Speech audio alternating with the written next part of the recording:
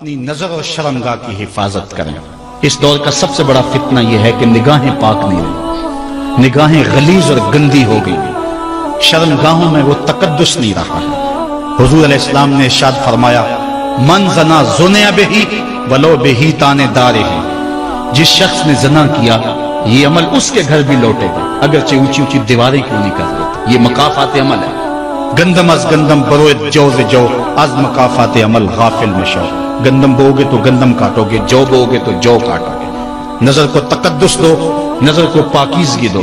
حضرت لقمان حکیم کہتے ہیں کہ میں کئی نبیوں سے ملا ہوں، کئی نبیوں سے ملاقات کی ہے، اور میں ان سے دو دو چار چار باتیں جمع کی ہیں، اور ان ساری باتوں کو میں نے جمع کر کے 100 باتیں جمع کی ہیں، اور ان کا پھر میں نے خلاصہ تیار کیا ہے۔ ان میں 8 باتیں الگ کی ہیں۔ ان 8 باتوں میں ایک بات یہ ہے، جب کسی کے گھر جاؤ تو نظر کو حفاظت میں رکھو۔ جس شخص کے مہمان بنو، جس کے گھر جاؤ، تمہاری نظر نہ بھٹکنے پائے۔ نظر اگر غیر محرم کو شہوت سے دیکھتی ہے، حدیث میں آتا ہے کل قیامت کے دن جہنم کی آگ سے بھر دی جائے گی، وہ سخت رسوا ہوگا۔ آج میڈیا کی آوارگی اور انٹرنیٹ پہ جو کچھ ہو رہا ہے، ٹیلی ویژن اور سینما جو بدتمیزی پھیلا رہے ہیں، اور موبائل پیکج جس طرح بے حیائی کو فروغ ہو رہا ہے، ہم اس کے خلاف پوری قوت کے ساتھ بند باندھیں۔ اپنی اولادوں کے ہاتھوں سے ناول چھین لو، ان کے ہاتھوں سے جو ہے وہ فلمیں چھین لو، ان کی خلوتوں پہ نظر رکھو اور ان کی حفاظت کرو۔ جس شخص کی نظر پاک نہیں ہے، اس کے من میں طہارت نہیں آ سکتی ہے، دل پاک نہیں ہے، اس کو جو ہے وہ باطن کا نور نصیب نہیں ہو سکتا۔ وائے قوم کشتائے تدبیر غیر، کار او تخریب خود تعمیر غیر، از حیا بیگانہ پیرانے کہن، نوجوانہ چوں زنا مشغول تن۔ کتنی حکمت والی بات کہی اقبال نے۔ وہ اپنے دور کا دکھڑا سناتا ہے، جس دور سے ہم گزر رہے ہیں اب تو عجیب حال ہو گئے۔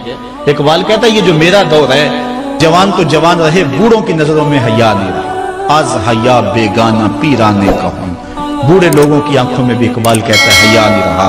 نوجوانہ چوں زنا مشغول تن، اور نوجوان عورتوں کی طرح اپنے تن کے ساتھ لگے ہوئے ہیں، اپنے تن کو سنوارنے میں ہر وقت کنگھی پٹی میں لگے ہوئے ہیں۔ یہ مردوں کا کام نہیں ہوتا، یہ دلیروں اور بہادروں کا کام نہیں ہوتا، یہ عورتوں کے وظیفے ہیں۔ در دل شاں آرزوہا بے ثبات، مردہ زائن از بطون امہات۔ ان کے دلوں میں آرزویں کوئی اور ہی ہیں، اور ماؤں کے پیٹوں سے مردہ جنم لے رہے ہیں۔ دخترانے او بزلف خود اسیر، شوخ چشموں خود نماؤ خود دگیر۔ اور قوم کی بیٹیاں اپنی زلف کی خود قیدی ہو چکی ہیں، اور ہر وقت جو ہے وہ اپنے آپ کو آئینے میں دیکھتی رہتی ہیں۔ ساختہ پرداختہ دل باختہ، ابروان مثل دو تیغے آختہ۔ وہ جو گھر کی رونق تھی، جو آبرو اور حیا کا دوسرا نام تھا، آج وہ دل پھینک قسم کی ہو گئی ہے۔ آہ قوم میں دل سے حق پرداختہ، مرد و مرگے خیش را نہ شناختہ۔ اقبال کہتا ہے ہائے قوم کہ جو مر گئی اور اسے ابھی تک پتہ ہی نہیں چلا کہ میں مر چکی ہوں اور جینے کا سامان نہیں کرتی۔ حضور نے فرمایا ہر دین کی کوئی پہچان ہوتی ہے، میرے دین کی پہچان حیا ہے، اگر حیا نہیں ہے تو دین ہی نہیں ہے۔ ہم نے جس دور میں اپنے ماں باپ سے دین سیکھا تو اس وقت اتنے فرقے بھی نہیں تھے، نہ بات بات پہ شرک کے فتوے لگتے تھے، اور نہ ہی لوگ دین کو کاروبار بنائے ہوئے تھے۔ اس وقت کوئی کھڑا ہو کے نعت بھی پڑھتا تھا تو اس کی آنکھیں بند ہوتی تھیں اور تصور مدینے کی گلیوں کا طواف کر رہا ہوتا تھا۔ اور اگر کوئی پیر طریقت تھا تو اس کا مقصد مخلوق کو اللہ تک پہنچانا تھا، لوگوں کا دل اپنی جانب موڑ کے مائل کر کے اپنی جیب گرم کرنا مقصد نہیں تھا۔ اس وقت عالم دین لوگوں کی عقیدتوں کو سمیٹ کر کے، گھیر کر کے، اپنی عقیدت کے دائرے میں ڈال کر کے ان سے سطحی مفاد حاصل کرنے کا دھندا نہیں کرتے تھے۔ اس وقت عالم دین بندے کو گناہ سے نکال کر کے اللہ کی دہلیز پہ سجدہ ریز کرنے کا کام کرتے تھے۔ اور آج ہم دیکھتے ہیں کہ فرقہ پرستوں نے اسلام کو توڑ کے رکھ دیا، اور جو لوگ بیچارے اللہ کی حضور سجدہ ریز ہوتے ہیں، ان پر شرک کے اور بدعت کے فتوے لگا کر کے ان کو اسلام سے بدزن کرنے کی کوشش کی، اور نعت خوانیاں ایک بہت بڑا کاروبار بن گیا، اور پیری مریدی ایک بہت بڑا دھندا بن گیا، تو اس دور کے اندر اپنی اولاد کو سنبھالنا، وہ طرح طرح کے سوال کرتی ہے، پوچھتی ہے، تو پھر ان کو دین پر مطمئن رکھنا اتنا آسان کام نہیں ہے۔ ہمارے والدین نے ہماری تربیت کی تو ان کے لیے قدرے آسان تھا، لیکن ہمارے لیے اپنی اولاد کو سنبھالنا اور دین کی راہ پہ ڈالنا قدرے مشکل ہے۔ لیکن ہمارے والدین نے جو آسان کام کیا تھا اس کے لیے بھی بڑی محنت کی تھی، اور ہم اپنی اولاد کے لیے کیا اتنی محنت کر رہے ہیں جتنی محنت ہمارے والدین نے ہمارے اوپر کی تھی۔ تو اگر ہم نہیں کر رہے تو پھر ہماری اگلی اولادیں یا ان کی اگلی نسلیں پھر کن ہاتھوں میں ہوں گی؟ تو اس لیے ہمیں خاص طور پہ سوچنا چاہیے۔ میں نے قرآن مجید کی جو آیت کریمہ پڑھی ہے اس میں ارشاد فرمایا، اپنے آپ کو اور اپنی اولاد کو دوزخ کی آگ سے بچا لو جس کا ایندھن انسان اور پتھر ہے۔ تو مجھے اور آپ کو اپنی اولاد کی حفاظت کرنی چاہیے۔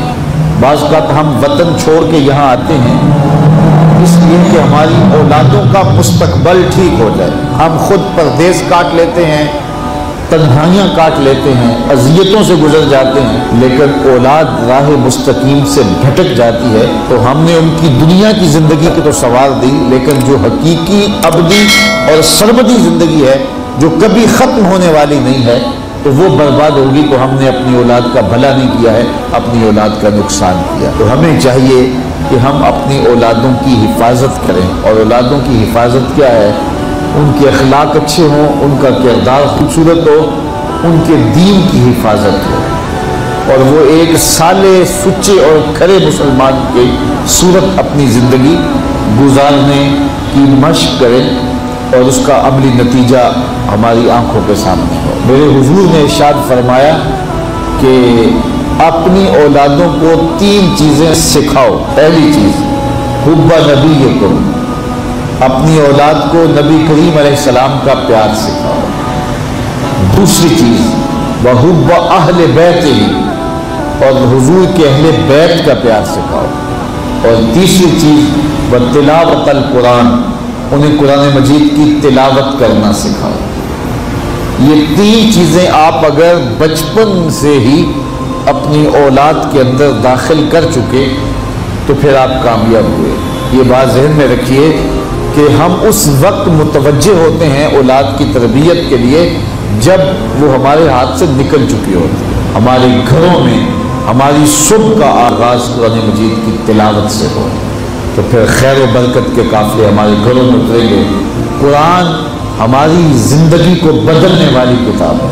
جب ہمارا ربط اس کتاب سے ہو جائے گا، پختہ تعلق اس کتاب سے قائم ہو جائے گا، تو پھر زمانے کی تیز آندھیاں بھی ہمارے پائے استقلال میں لغزش نہیں لا سکتی ہیں، نہ ہمارے عقائد میں خرابی آ سکتی ہے، نہ ہمارے عمل میں کمزوری آ سکتی ہے۔ اس لیے ہمیں معمول کے طور پہ قرآن مجید کو اپنی زندگیوں میں شامل کرنا چاہیے اور اپنی اولاد کو اس کا خوگر بنانا چاہیے۔ ایک زمانہ تھا کہ ہر گھر میں صبح کو قرآن کھلتا تھا، اور آج وہ دور ہم سے چھوٹتا چلا جا رہا ہے۔ صبح کے وقت موبائل تو کھلتے ہیں لیکن قرآن نہیں کھلتا، جس کا نتیجہ کیا؟ آج بے برکتیوں کے ڈیرے ہیں۔ کثرت مال کے باوجود بھی ہم بے برکتی کی بات کرتے ہیں، اس لیے کہ ہمارے گھروں میں قرآن مجید کا چراغاں نہیں ہے۔